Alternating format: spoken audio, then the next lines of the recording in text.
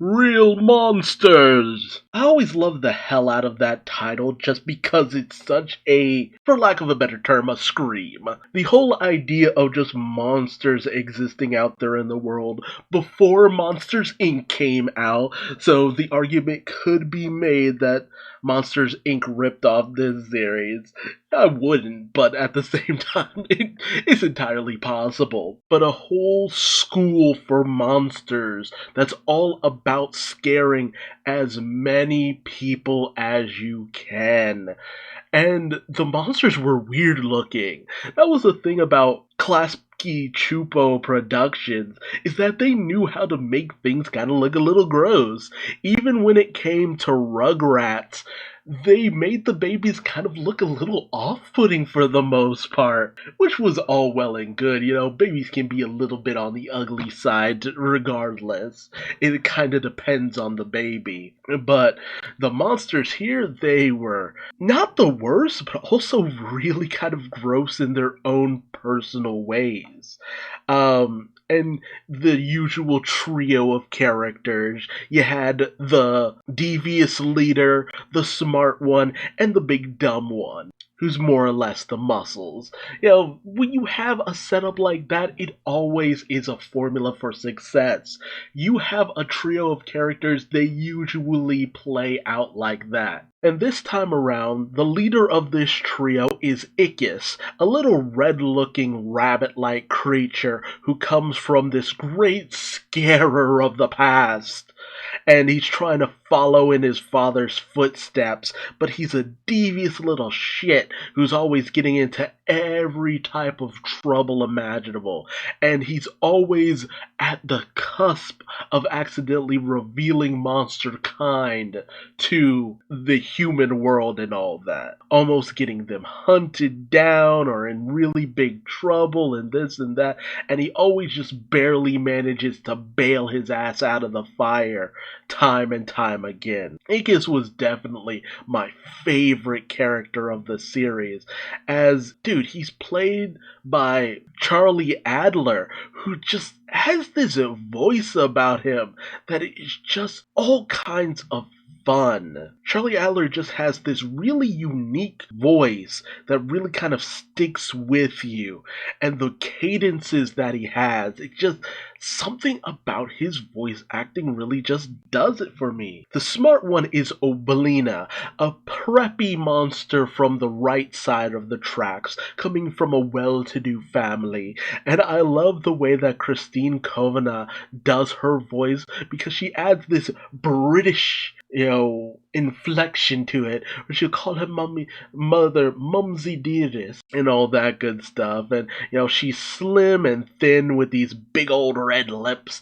and she could always just fit into these weird, small confined spaces, so she kind of can slink around a little bit like a snake, and so it kind of lends itself to her daintier nature. Oblina was always kind of fun just because of the fact that when she was right, there's no living with her. She makes sure that you know that she knows that she's right, and she will never be persuaded otherwise. I wouldn't say she's too far up her own butt, but at the same time, she was very talented in what she did. A skilled scarer, really capable. Of course, she was the Gromble's favorite student because she just really took scaring seriously and was a savant when it comes to scaring and all that good stuff. So, an example of what a good student could be and what Ickis could be if he actually applied himself a little bit more. And last but not least is the Crumb, or just Crumb, however you want to put it. It was just this hairy, fleshy looking guy with blue lips and these detachable eyeballs that always... Crumb was the one monster who, while he was such a lovable little guy, he was also the one that freaked me out the most because it's just like, how do you work because he's the one who looked the most like a normal human because he has these tiny little arms and these hairy armpits, and it's just like, you look the most human, but at the same time, it's really uncomfortable to look at you, man. And he would always end up losing his eyeballs that would just go rolling all over the place, and it's just like, how are you able to see out of these things? But considering the monster physiology allows them to pretty much remove any given part of their body, like Oblina can remove her lips, I don't think Ickis can remove any part of his body, not that I can remember. If he could, it probably would be his ears, but I feel like those are a little bit more attached than anything else. But most plots involving Crumb usually centered around his eyes and him losing his eyes, or just him not being the brightest amongst the group. You know, Ickis is an underachiever, Oblina is an overachiever, and Crumb can barely achieve, period. That's usually how the grouping went. But Crumb is a bit of a sweetheart, and probably the nicest deep down, which makes the fact that he's a scarer all the more interesting.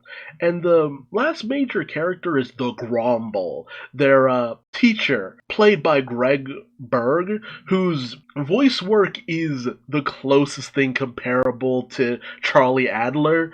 It's just like seriously, when it came to Nickelodeon voice actors who just had the most recognizable voices, it was usually Richard Horvitz, Charlie Adler, and Greg Berger.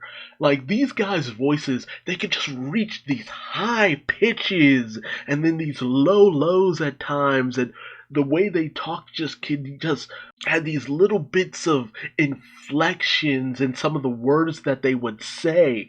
It was just so far out. And like, they were just such memorable voice actors. You know, I say that like they're not around anymore, but seriously, these guys, they're veterans of the industry, and it really speaks towards the fun that this series really could have. It's just like, you have some of the best voice actors in the business doing their thing, having a lot of fun. You could be as creepy, weird, and as gross as you kind of wanted to while still keeping things PG. It's like, it could be off-putting, but at the same time, it could be a lot of fun. And honestly, this is probably the most stable series put out there. 4 seasons, 13 episodes each, 52 episodes, reach syndication, reruns played ad nauseum. It is the way that most series just kind of work for the most part, and they work the best. I mean, that's the best way to go. It's one of those things where I'm like, again, hey, look, if you're trying to make an animated series, aim for 3 seasons. If you get an additional one, hey, all good. But if you can aim for 3 seasons, you're golden. Work in this mindset of you're making 3 seasons. 1 season to really build things up, another season where you can tear things down, and then another season where you build it back up again for a triumphant finale. And anything else that comes after the fact is just icing on the cake, baby. But Aaahh! Real Monsters was a solid series. It came in, did its thing, and it left. And honestly speaking, I could never see this series coming back again. Its art style was just one that did well for what it was when it came out, and doing something newer and updated with, better animation or what have you, it just feels like that would really rob the series of what made it so good. Very much in the vein of The Nightmare Before Christmas, the scares aren't scares, but the creepiness is just below the surface to a certain extent, and I wouldn't have it any other way. But tell me your thoughts. Did you watch Aaahh! Real Monsters? Did you enjoy it? Did you hate it? Did you give it a pass? I'd love to hear from you, and if you like this video, please like, subscribe, bell, all that YouTube stuff, and until next time, I've been Duuz-Diz-Din, and I will see you later. Bye-bye.